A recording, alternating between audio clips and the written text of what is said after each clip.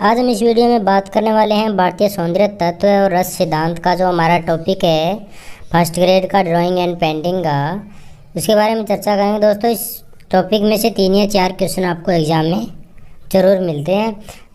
हमारे जो पीछे एग्ज़ाम हुए हैं 2013 में हुआ है ड्राइंग का, उसमें भी 4 क्वेश्चन आए हुए हैं, और जो 2015 में फर्स्ट ग्रेड का एग्ज़ाम हुआ है उसमें भी 5 क्वेश्चन आपको देखने को मिलते हैं। तो दोस्तों, ये टॉपिक आपके लिए बहुत ही इंपॉर्टेंट रहने वाला है। इस वीडियो को अंत तक पूरा देखें और लास्ट में इस वीडियो के हम कुछ क्वेश्चन भी सॉल्व करेंगे जो हमारे एग्ज़ाम में आने के लिए इम्पोर्टेंट है। तो चलिए स्टार्ट करते हैं। भारतीय सौंदर्य तत्व रस सिद्धांत। सौंदर्य एक ऐसे तत्व का नाम है जो हमारे मन को आनंदित करता है, अर्थात सौंदर्य एक ऐसा अनुभूति है जो हमारे मन को आनंदित करके रसानुभूति प्रदान करती है। सौंदर्य क्या है? सौंदर्य है जो हमारे मन को आनंद प्राप्ति होती है। किसी वस्तु को देखकर, किसी चित्र को देखकर, कोई भी वस्तु है, कोई कार्य कर रहा है, उसको देखकर हम जो मन में आनंद उत्पन्न होता है वो क्या है? सौंदर्य है। रस है वो सौंदर्य की प्रतिमा है, सौंदर्य नहीं है। इसी कारण रस और सौंदर्य एक दूसरे के क्या हैं? बिल्कुल पूरक हैं। रस शब्द भारतीय साहित्य का अत्यंत महत्वपूर्ण एवं प्राचीन शब्द है, जिसका उल्लेख भारतीय प्राचीन ग्रंथों में मिलता है। रस सिद्धांत के प्रतिपादक आचार्य भरत मुनि जी थे। रस सिद्धांत के प्रतिपादक कौन है? आचार्य भरत मुनि। इन्होंने रस सिद्धांत अपना जो ग्रंथ था नाट्यशास्त्र उसमें किया था। भरत मुनि ने निष्पत्तिवाद सिद्धांत दिया था। कौन सा सिद्धांत है? निष्पत्तिवाद सिद्धांत किसने दिया? भरत मुनि ने। भरत मुनि द्वारा रचित ग्रंथ नाट्यशास्त्र, जिसमें रसों के बारे में बताया गया। भरत मुनि का कौन सा ग्रंथ है? नाट्यशास्त्र, जिसमें रसों के बारे में वर्णन दिया गया है। और नाट्यशास्त्र के 6 और 7वें अध्याय में रसों का जिक्र किया गया है। भरत मुनि ने रसों के रंगों का कुछ विवेचन दिया है इस प्रकार: श्रृंगार का श्याम रंग, हास्य का श्वेत, करुण का कपोत, रौद्र का रक्त, वीर का गौर और भयानक का काला, विभत्स का नीला एवं अद्भुत का पीला रंग होता है। ये किसने बताए? भरत मुनि ने बताए हैं। भरत मुनि से पूर्व रस की 2 परंपराएं थी। एक दुहिणी थी जो 8 रस मानते थे, और दूसरी थी वासु की जो 9वां रस भी मानते थे। कौन सा? शांत रस। एक कौन थी? दुहिणी जो 8 रस मानती थी, और दूसरी कौन सी थी? वासु की जो 9 रस मानती थी। भरत मुनि ने दुहिणी द्वारा समर्थित जो 8 रस है उनको मान्यता देकर 8 स्थायी, 33 व्यावचारी एवं 8 सात्विक भावों का निरूपण किया था। भाव क्या चीज़ है? मन के विचारों को क्या कहते हैं? भाव कहते हैं। भाव रस से स्वतंत्र नहीं है, न ही भाव के बिना रस की स्थिति है, तो एक दूसरे को प्रकाशित करते हैं। ये स्थायी भाव, विभाव, अनुभाव एवं संचारी भावों द्वारा उद्दीपित होकर रस रूप में परिणत होते हैं। स्थायी भाव अन्य भावों को भी स्वयं में लीन कर लेता है। स्थायी भावों की संख्या भरत मुनि ने कितनी बताई है? 8। स्थायी भावों की संख्या भरत मुनि ने कितनी मानी है? 8। अब जो भरत मुनि के द्वारा बताए गए 8 रस और जो भाव हैं वो हैं: रति भाव है, रस कौन सा है? श्रृंगार। हास्य भाव, रस कौन सा हो गया? हास्य। शोक भाव है तो रस कौन सा हो गया? करुण रस। उत्साह में कौन सा रस है? वीर रस। क्रोध में कौन सा रस है? रौद्र रस। भय में कौन सा है? भयानक रस। जुगुप्सा में कौन सा है? विभत्स रस। और विषम्य में कौन सा है? अद्भुत रस। ये जो भरत मुनि के द्वारा बताए गए 8 रस हैं। संचारी या व्यभिचारी भाव हमारे हृदय में नित्य विद्यमान रहते हैं। क्या रहते हैं? नित्य हमेशा है, जो हमारे हृदय के अंदर संचारी और व्यभिचारी भाव विद्यमान रहते हैं, अतः स्थायी रूप से निवास करते हैं। परंतु कुछ भाव ऐसे होते हैं जो केवल थोड़ी देर के लिए स्थायी भाव को पुष्ट करके सहायक के रूप में आते हैं और तुरंत लुप्त हो जाते हैं। वो कौन से होते हैं? संचारी भाव होते हैं। संचारी शब्द का अर्थ है साथ साथ चलना। संचारी शब्द का अर्थ क्या है? साथ साथ चलना। भरत मुनि ने संचारी भावों की संख्या कितनी मानी है? 33। कितनी मानी है? 33। विभाव का अर्थ है कारण। आचार्य विश्वनाथ ने भावों की परिभाषा देते हुए कहा कि लोक या संसार में रति, हास, शोक आदि स्थायी भाव को जागृत कराने वाले होते हैं, वे जब काव्य या नाटक में वर्णित होते हैं तो क्या कहलाते हैं? वे भाव कहलाते हैं। रति, हास, शोक जो स्थायी भाव है, स्थायी भाव को जागृत कराने वाले हैं, वे जब काव्य या नाटक में वर्णित हो जाते हैं तो वो क्या कहलाते हैं? विभाव कहलाते हैं। ये परिभाषा किसने दी थी? आचार्य विश्वनाथ ने। विभाव का अर्थ क्या है? कारण। विभाव के दो भेद बताए गए हैं, आलंबन विभाव और उद्दीपन विभाव। कौन कौन से? आलंबन विभाव, उद्दीपन विभाव। विभाव के दो भेद बताए हैं। एक होता है अनुभाव। रति, शोक, हास्य आदि स्थायी भावों को प्रकाशित या व्यक्त करने वाली आश्रय की चेष्टाएं अनुभाव कहलाती है। रति, शोक, हास आदि ये स्थायी भावों को जो प्रकाशित करने वाली चेष्टाएं हैं वो क्या कहलाती है? अनुभाव कहलाती है। अनुभाव की भी चार भेद बताए गए हैं, आंगिक अनुभाव, वाचिक अनुभाव, आहार्य अनुभाव और सात्विक अनुभाव। अनुभाव के कितने भेद बताए गए हैं? चार। विभाव के कितने भेद बताए गए हैं? दो भेद बताए गए हैं। भट्ट नायक ने भुक्तिवादी सिद्धांत दिया था। भट्ट नायक का कौन सा सिद्धांत है? भुक्तिवाद सिद्धांत। इन्होंने अपने पूर्ववर्ती मतों का खंडन करते हुए कहा कि रस की न तो प्रतीति होती है और न ही उत्पत्ति होती है तथा न अभिव्यक्ति होती है। भट्ट नायक ने कहा कि रस की न तो प्रतीति होती है और न ही उत्पत्ति होती है, न ही अभिव्यक्ति। अनुभव और समृद्धि के अभाव में रस प्रतीति संभव नहीं है। अनुभव और जब समृद्धि का अभाव होता है तो उसमें रस की क्या है? प्रतीति संभव नहीं है। इनके सिद्धांत को भुक्तिवाद कहा जाता है। भुक्ति का अर्थ होता है रस का भोग। भुक्ति का क्या अर्थ है? रस का भोग। सर्वप्रथम भट्ट नायक ने रस की अवस्थिति सामाजिक मानी है। जो रस है उनकी अवस्थिति सामाजिक किसने मानी है? भट्ट नायक ने मानी है। अभिनव गुप्त इन्होंने अभिव्यक्तिवाद सिद्धांत दिया था। कौन सा? अभिव्यक्तिवाद सिद्धांत किसने दिया?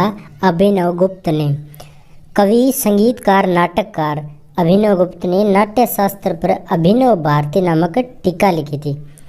अभिनव गुप्त है वो कवि थे, संगीतकार थे, नाटककार थे और इन्होंने नाट्य शास्त्र पर एक अभिनव भारती नाम की क्या लिखी थी? टीका लिखी थी। वेदांत के आधार पर अभिव्यक्तिवाद का प्रतिपादन किया था अभिनव गुप्त ने। अभिनव गुप्त है वो नाट्य शास्त्र के चतुर्थ टीकाकार थे। नाट्य शास्त्र है इसका चौथी बार टीकाकरण किसने किया था? अभिनव गुप्त ने। नौवां रस है जो शांत रस, अभिनव गुप्त के द्वारा दिया गया है। नौवां रस शांत रस किसके द्वारा दिया गया है? अभिनव गुप्त के द्वारा। रस को सुखात्मक अनुभूति माना है। किसने? अभिनव गुप्त ने रस को सुखात्मक अनुभूति माना है और नाट्य शास्त्र का चतुर्थ टीकाकरण अभिनव गुप्त ने किया है और नौवां जो शांत रस है वो भी अभिनव गुप्त के द्वारा दिया गया है। भरत मुनि का जो रस सूत्र है उस पर आचार्यों ने कुछ पुनर्व्याख्याएं भी की है। आचार्य मम्मट द्वारा लिखित काव्य प्रकाश, आचार्य मम्मट द्वारा लिखित कौन सा? काव्य प्रकाश और विश्वनाथ महापात्र द्वारा साहित्य दर्पण लिखा गया है और पंडित राज जगन्नाथ द्वारा लिखी गई है। रस गंगाधर रामचंद्र शुक्ल द्वारा लिखी गई है रस मीमांसा और डॉक्टर गगनेंद्र नाथ का लिखा हुआ है भारतीय काव्य शास्त्र। ये कुछ आचार्यों के द्वारा रसों की पुनर्व्याख्या के आधार पर कुछ ग्रंथ लिखे गए हैं। तो अब दोस्तों इनके हम कुछ क्वेश्चन बनाते हैं, जो अभी तक हमारे टॉपिक पढ़ा है उसमें से क्वेश्चन बनाते हैं। तो चलिए पहला क्वेश्चन है, भरत मुनि ने रस सूत्र का विवेचन किस ग्रंथ में किया है? कामसूत्र, नाट्यशास्त्र, काव्यशास्त्र, जयमंगला। तो भरत मुनि दोस्तों रस सूत्र का सर्वप्रथम विवेचन किया था अपने ग्रंथ नाट्य शास्त्र में। अगला क्वेश्चन है, कौन सा शब्द 8 रसों में नहीं है? कौन सा शब्द है जो 8 रसों के अंदर शामिल नहीं है? श्रृंगार, वीर, हास्य और रति। तो दोस्तों रति है वो रस नहीं है। रति क्या है? रति भाव है, ये इसमें शामिल नहीं है रसों में। तो ऑप्शन नंबर 4। नेक्स्ट क्वेश्चन हमारा, भट्टनायक का रस निष्पत्ति संबंधी दृष्टिकोण कहलाता है? अनुमितिवाद, भुक्तिवाद, अभिव्यक्तिवाद, आरोपवाद। तो भट्टनायक का रस निष्पत्ति संबंधी दृष्टिकोण है वो क्या कहलाता है? भुक्तिवाद कहलाता है। Option number 2। शोक, क्रोध, भय, जुगुप्सा क्या है? विभाव, अनुभाव, स्थायी भाव और संचारी भाव। तो दोस्तों शोक, क्रोध और भय, जुगुप्सा ये क्या है? स्थायी भाव हैं जो हमेशा हमारे अंदर विद्यमान रहते हैं। Option number 3। नेक्स्ट क्वेश्चन है, दर्शन शास्त्र की वह शाखा जो कला, सौंदर्य तथा आस्वादन से संबंधित है? नाट्य शास्त्र, काम शास्त्र, सौंदर्य शास्त्र और समाज शास्त्र। तो दर्शन शास्त्र की जो वह शाखा है जो कला, सौंदर्य का आस्वादन से संबंधित है वो कौन सी है? सौंदर्य शास्त्र। Option number 3। अनुभवों के कितने भेद होते हैं? 3, 7, 4 और 2। तो दोस्तों अनुभव के भेद कितने होते हैं? 2। अभी हमने पीछे पढ़ा था, थोड़ी देर पहले हमने अनुभव के भेद पढ़े थे। अभिव्यक्तिवाद सिद्धांत किसका है? अभिनवगुप्त, भट्टनायक, भट्ट लोलट और भरत मुनि। तो अभिव्यक्तिवाद जो सिद्धांत है ये अभिनवगुप्त का दिया हुआ है। Option number 1। रसमीमांसा किसका ग्रंथ है? रसमीमांसा किसका ग्रंथ है? पंडित जगन्नाथ, आचार्य मम्मट, रामचंद्र शुक्ल, डॉक्टर खगेंद्र। तो दोस्तों जो रसमीमांसा ग्रंथ है ये रामचंद्र शुक्ल का है। Option number 3। नेक्स्ट क्वेश्चन है, रस को सुखात्मक अनुभूति किसने माना है? भट्टनायक ने, भट्ट मुनि ने, भट्ट लोलट ने और अभिनव गुप्त ने। तो दोस्तों रस को सुखात्मक अनुभूति मानने वाले कौन हैं? अभिनव गुप्त। नेक्स्ट क्वेश्चन है, भवभूति ने केवल एक ही रस को मान्यता प्रदान की, उसका नाम? रौद्र, करुणा, श्रृंगार, हास्य। तो भरत मुनि ने केवल एक ही रस को मान्यता प्रदान की है वो करुण रस है। Option number 2। नेक्स्ट क्वेश्चन है, ध्वनिवादी आचार्य कौन है? शंकुक, आनंदवर्धन, जगन्नाथ और भट्ट नायक। तो दोस्तों ध्वनिवादी जो आचार्य हैं वो कौन है? आनंदवर्धन। नेक्स्ट क्वेश्चन है, संचारी भाव कितने होते हैं? 35, 34, 38 और 33। तो संचारी भाव है वो इनकी संख्या भरत मुनि ने 33 बताई है। नेक्स्ट क्वेश्चन है, प्रधानात्मक दृष्टि से काव्य के कितने भेद किए जाते हैं? कितने भेद किए जाते हैं? 4, 3, 2, 5। तो प्रधानात्मक दृष्टि से जो काव्य के भेद हैं वो 2 किए जा सकते हैं। नेक्स्ट क्वेश्चन है, रस सिद्धांत के प्रतिपादक किसे माना जाता है? अभिनवगुप्त को, भरत मुनि को, भट्ट नायक और भट्ट लोलट को। तो रस सिद्धांत के प्रतिपादक है वो भरत मुनि को कहा जाता है क्योंकि भरत मुनि ने नाट्य शास्त्र में सर्वप्रथम रस सिद्धांत का प्रतिपादन किया था। नेक्स्ट क्वेश्चन है, भट्टनायक द्वारा दिया गया सिद्धांत है भुक्तिवाद, अभिव्यक्तिवाद, उत्पत्तिवाद और निष्पत्तिवाद। भट्टनायक द्वारा जो दिया गया सिद्धांत है वो कौन सा है? भुक्तिवाद सिद्धांत है वो भट्टनायक के द्वारा दिया गया है। नेक्स्ट क्वेश्चन है, भावों की संख्या भरत मुनि ने कितनी मानी है? 7, 16, 8 और 5।